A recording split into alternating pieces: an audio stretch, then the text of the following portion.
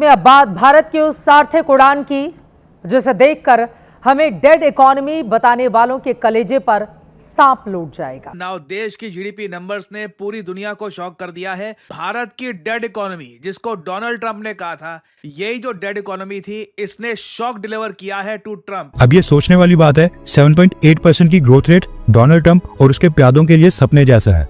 Western countries हाथ पैर खड़े कर दें तब भी इतनी ग्रोथ रेट कभी नहीं कर पाएंगी। The US has slapped these punitive tariffs on India over its purchases of discounted Russian oil. But how damaging is this for the world's fastest growing large economy? यहाँ पे अर्नस्ट एंड यंग, उनका भी एक report सामने आया है जिसके द्वारा ट्रंप चाहे जितना टैरिफ लगाए, भारत को कोई असर नहीं पड़ने वाला। हमारी जो लॉन्ग टर्म ट्रैजेक्टरी है ग्रोथ की, वो अडिग है, उसको आप रोक नहीं सकते। 2038 तक हम यूएसए को भी पछाड़ने वाले हैं परचेजिंग पावर पैरिटी टर्म्स में।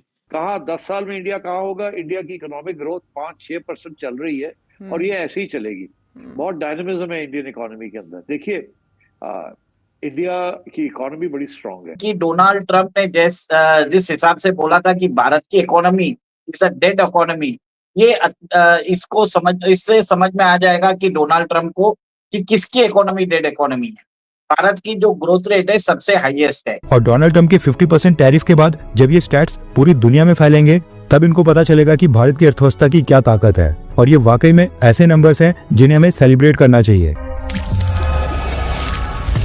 नमस्कार दोस्तों, भारत की इकोनॉमी को डेड बोलने वाले अमेरिकी राष्ट्रपति डोनाल्ड ट्रंप को आज भारत ने नहीं बल्कि भारत की जीडीपी ग्रोथ ने थप्पड़ मारा है। भारत पर 50% टैरिफ लगाकर अमेरिका सोच रहा था कि भारत डर जाएगा और अमेरिका के कदमों में लेट जाएगा, लेकिन भारत नहीं झुका। अमेरिकी राष्ट्रपति डोनाल्ड ट्रंप ने भारत पर 25% टैरिफ लगाया और साथ ही भारत की अर्थव्यवस्था को मृत बताया था। उन्होंने ये भी कहा था कि भारत और रूस अगर अपनी मरी हुई अर्थव्यवस्थाओं को साथ लेकर डूबना चाहते हैं तो उन्हें कोई फर्क नहीं पड़ता। लेकिन आज भारत की बढ़ती हुई अर्थव्यवस्था ने अमेरिकी राष्ट्रपति डोनाल्ड ट्रंप को थप्पड़ जड़ दिया है। भारत की जीडीपी ग्रोथ के आंकड़े अनुमान से बेहतर रहे हैं। ऐसे में कहा जा सकता है कि देश की अर्थव्यवस्था बुलेट ट्रेन की रफ्तार से आगे जा रही है। पिछले वित्त वर्ष की चौथी तिमाही की बात करें तो ये ग्रोथ 7.4% और वित्त वर्ष 2025 की पहली तिमाही में 6.5% थी। ब्लूमबर्ग ने इस तिमाही के लिए भारत की जीडीपी ग्रोथ 6.7 रहने का अनुमान लगाया है। हालांकि इस आंकड़े से बहुत आगे भारत की अर्थव्यवस्था दौड़ रही है। ट्रंप टैरिफ के बीच भारत की एक कमाल की रफ्तार देश के व्यापारियों के लिए किसी बोझ से कम नहीं है। देखिए, पिछले 5 क्वार्टर में भारत की जीडीपी ग्रोथ कंटिन्यूसली बढ़ती जा रही है। जो फर्स्ट क्वार्टर जो है तो इस लास्ट ईयर का, उस समय 6.5% की ग्रोथ रेट हुई थी। लास्ट ईयर सेकेंड क्वार्टर में 7% की ग्रोथ रेट हुई थी। थर्ड क्वार्टर में मेरे ख्याल से अराउंड 7 पॉइंट समथिंग की ग्रोथ हुई थी, 6-7% की ग्रोथ हुई थी। फिर फोर्थ क्वार्टर में 7.4% की ग्रोथ हुई थी। आज फिगर आया, वर्ष जो है 25-26 में भारत की जीडीपी ग्रोथ हुई है 7.8%। आरबीआई ने भी एक कंजर्वेटिव फिगर निकाला था कि उन्होंने सोचा था कि ग्रोथ रेट होगी बिटवीन 6.5 to 7% और अब ये एनहांस फिगर्स आया है। इसका मतलब ये है कि डोनाल्ड ट्रंप ने जिस हिसाब से बोला था कि भारत की economy is a dead economy, ये इससे समझ में आ जाएगा कि डोनाल्ड ट्रंप को कि किसकी इकोनॉमी डेड इकोनॉमी है। भारत की जो ग्रोथ रेट है सबसे हाईएस्ट है। इवन चाइना की जो ग्रोथ रेट आई है फर्स्ट क्वार्टर की, वो 5.2% आई है। यूएस की आई है 3.1%। अब दोस्तों ये देखिए कि आज इस जीडीपी फिगर्स के बाद यूएस के जितने भी जो उनके स्पोक्स पर्सन है, वो एक तरह से उनको टर्मिनल शॉक लगा है। जो उनके ट्रेजरी सेक्रेटरी है स्कॉट बेसेंट ने बोला है कि भारत एक तरह से ये जो वॉर है उसको बैंकरोल कर रहा है, उसको फंड कर रहा है। उन्होंने कभी कभी ये भी बोला है कि भारत एक तरह से रशिया का लॉन्ड्रोमैट है, मतलब मनी लॉन्ड्रिंग का काम कर रहा है। और पीटर नवारो ने तो यहाँ तक बोल दिया कि भारत एक तरह से ये जो रशिया और यूक्रेन वॉर है, it is a Modi war. अब समझने वाली बात है कि उन्होंने मोदी वॉर बोला क्यों है, ये भी बहुत बड़ी बात है। थर्ड, आप ये भी देखिए कि उनके जो एक और एक स्पोक्स पर्सन है लिंडसे ग्रैहम, उन्होंने बोला है कि भारत तो एक तरह से टैरिफ की माल झेल रहा है, जल्दी ब्राजील और चाइना पर भी सैंक्शंस हम लगाएंगे। तो और उन्होंने ये भी अर्ज किया है कि European union should step up और उन्हें भी सैंक्शन, सेकेंडरी सैंक्शंस लगाना चाहिए इंडिया के ऊपर। अब दोस्तों ये देखिए कि अमेरिका एक तरह से पैनिक मोड में आ चुका है। जिस हिसाब से भारत की ग्रोथ रेट बढ़ रही है, डिमांड बढ़ रही है। अब दोस्तों यहाँ पे वो डोनाल्ड ट्रंप जो भारत को डेड इकोनॉमी कहते थे, उनके मुंह पर ये एक बहुत बड़ा तमाचा है जो भारत के नंबर्स ने जड़ा है।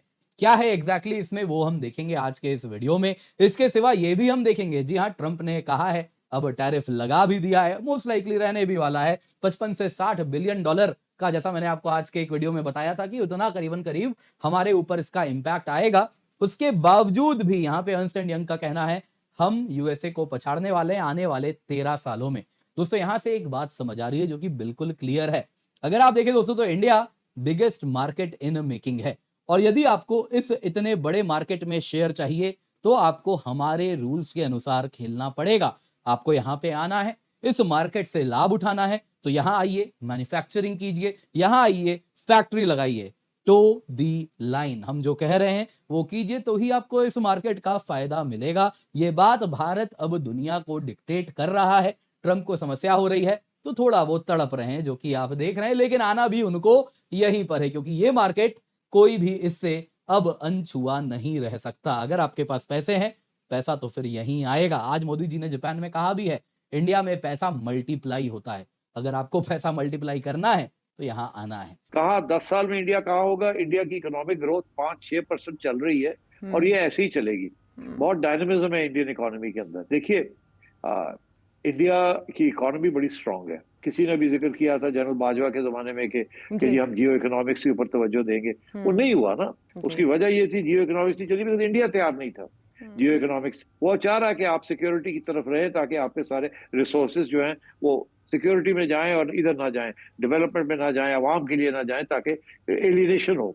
अब बलूचिस्तान में जो हुआ इंडिया इसीलिए उसको सपोर्ट कर रहा है। केपी के अंदर जो गड़बड़ हो रही है वो इंडिया सपोर्ट कर रहा है उसको। तो आई थिंक हमें अपना घर को ठीक करना है। आप फिक्र ना करें इंडिया का, आप अपनी तवज्जो दें कि आपने अपने घर को कैसे ठीक करना है। इंडिया जहां भी जाता है जो भी होगा should not be your concern.